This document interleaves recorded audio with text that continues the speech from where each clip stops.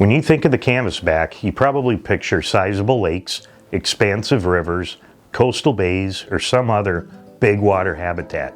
And why wouldn't you? Throughout the majority of the year, especially hunting season, that's where you'll find them.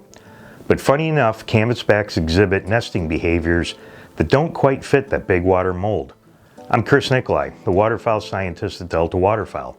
Let's look at the small water tendencies of these big water ducks when it comes time to nest in the spring.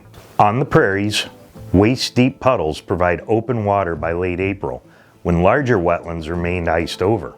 So, upon their arrival in the prairie and parkland habitats of Manitoba, Saskatchewan, and Alberta, where about 2/3 of all canvasbacks breed, they immediately search out shallow ponds and semi-permanent wetlands. These waters are often no broader than a 2-car garage and usually lined with cattails.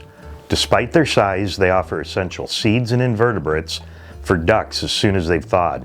As the water warms, the number of invertebrates explodes, providing critical proteins for egg laying as well as for newly hatched ducklings. So naturally, aside from high numbers of predators, this is a great place to build a nest. When canvasback hen chooses an area for nesting, they're known for being meticulous.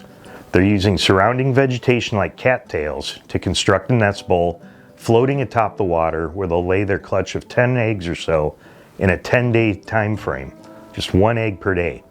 This is where we see some differences between grassland nesting hens like mallards or pintails and our big water canvasbacks. Mallards and pintails nest in tall grass cover and must lead their ducklings on a journey to reach water. Canvasback ducklings have the advantage of being hatched immediately within reach of food and water.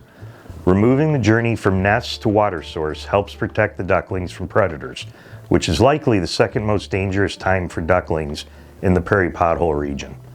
Of course, there's more that goes into hatching and raising the brood, but within a span of 24 to 29 days after the final egg is laid, the canvasback ducklings undergo a synchronous hatching process, which only takes around 24 hours.